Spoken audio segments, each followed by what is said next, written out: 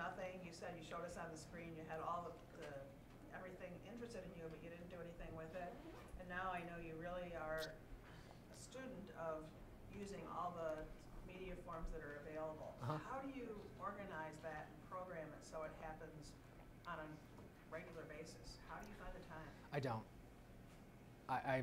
I'm not organized. I'm structured, but I'm not organized. I like routines and I like rituals.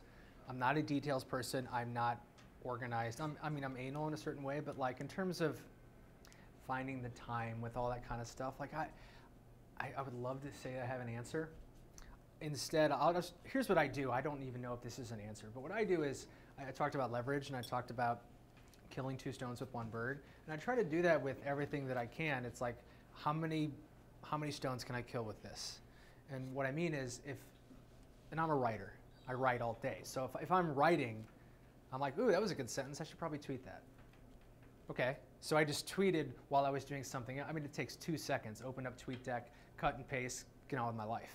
So that doesn't take anything, and I do that sort of throughout the day. So that's one example of how I'm doing something, in this case, writing, and then it becomes a tweet, and that doesn't require me to balance or to manage anything because it's a natural extension of something that I'm already doing. And so I would challenge people to think about, well, if I have all these obligations, or if it's social media, or if I have people to call, like, how can I take something I'm already doing and create something else that's a natural extension of that process? And just, I mean, I say kill two stones with one bird just to have something cheesy to remind myself. So just think about it for you, like, how can I overlap and Venn diagram this kind of stuff where I can sort of maximize and leverage, because we can't create more time, but we can compress it. And that's kind of, I wrote something called How to Compress Time. You can Google it, it's out there. And it's stuff like this. Like, I don't have any more time than you do, but I can compress it by doing things simultaneously. Does that make sense? Sure. Some more examples besides tweeting. Like, you have your blog every Well, day. I mean, I know my examples. They might not be applicable to you. So, I mean, give me a challenge or a situation when you can't find the time to do something, and I will try to answer that.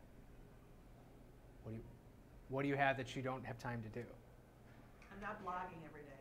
Okay. Well, it depends kind of what your goals are. I mean, if you're not blogging every day, and if blogging doesn't make you any money, which it doesn't for a lot of people, then you're probably not going to do it every day. The reason I blog every day is, A, I'm a writer, so there's no reason not to. But then again, it goes back to the question of, now that I have this, what else does this make possible? So I have a whole collection of people I'm following up with and trying to, get to hire me and give me money. And so I started interviewing people on my blog, which is a cool way to honor other people and to take what's cool about them and put it up in lights and share it with the world.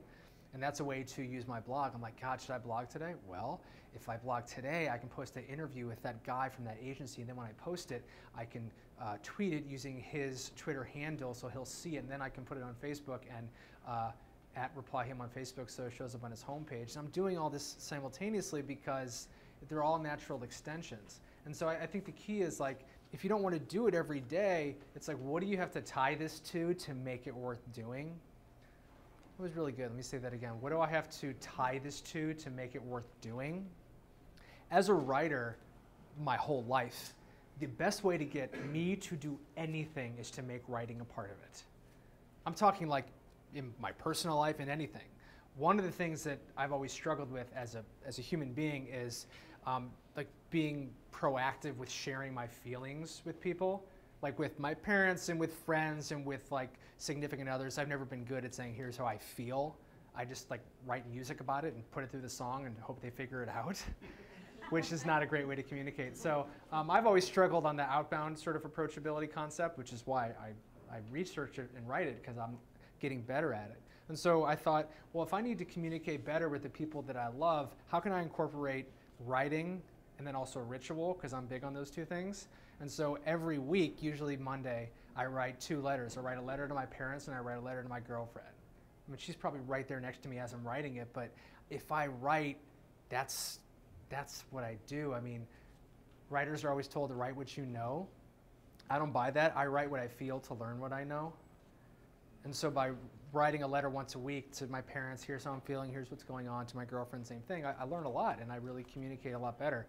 And so I've been doing it for a year now because it's like this ritual. And I probably would be a less good communicator.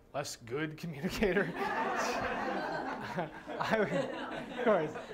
I probably would be less affected had I not chose to do that. And so the eventual answer to my question for each person to think about is, okay, here's this thing that I need to do, or maybe I feel like I should do, or is worth trying to do. It's like, okay, what can I tie that to that I'm already doing or that is important to me that will make that happen easier?